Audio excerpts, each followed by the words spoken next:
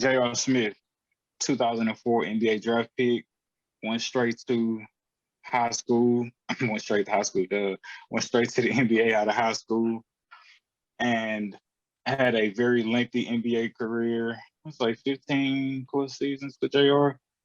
15 plus seasons for JR. He hasn't been in the NBA since the 2020 season when he won the NBA championship with the Los Angeles Lakers and the NBA bubble. Since then, J.R. Smith has went to college himself, another HBCU, North Carolina A&T. Went there, started this first semester. Obviously, he was in headlines earlier because he became a part of the golf team, which made him a student athlete, not just actually going back to school, but he also is a student athlete playing for the Aggies golf team. And as getting closer to Christmas, the first semester is wrapping up. J.R. Smith, man, triple salute again. Got a 4.0 his first semester in college. Going back to college for the very first time. He never took any tiptoe classes or online classes here and there. Going back to college, well, not going back. He went to college for the first time this year and got a 4.0 in his first semester. I think that is a tremendous feat. And you talk about, again, being able to say, I got the M's. What do I need school for? I had a long NBA career.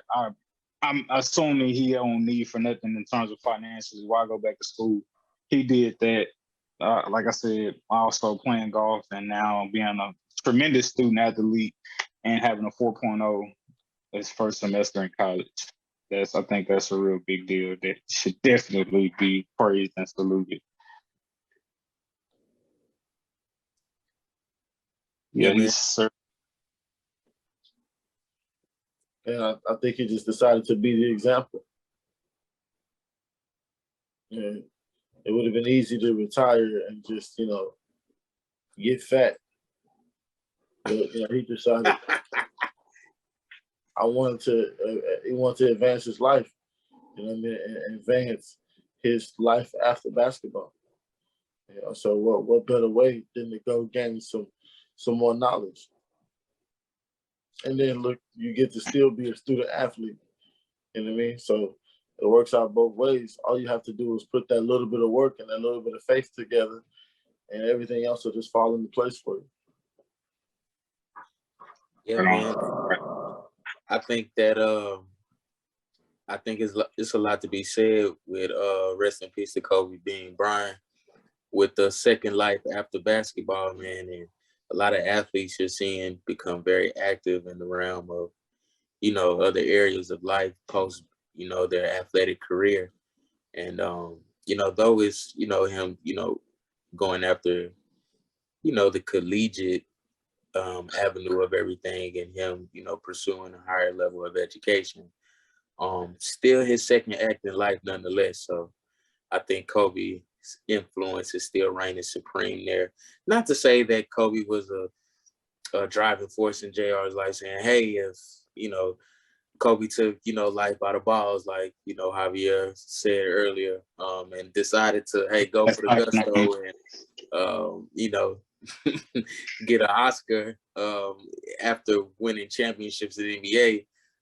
I just think it instilled like that level of confidence, like saying, hey, my best time of my life doesn't have to be on the court, right? That doesn't have to be the highlight of my life. I can still be something even, post basketball. So I think it's a lot of Mamba influence, even subtle, if it's still prevalent, still there, nonetheless, still influence.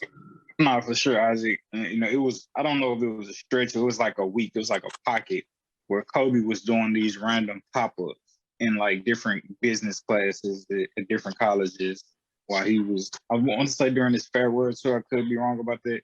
It was a nice little period of time where seeing Kobe popping up here and there in different classrooms. And he's not trying to teach or talk or motivate. He's literally sitting in the back of the class just trying to learn whatever information he could. So yeah, man.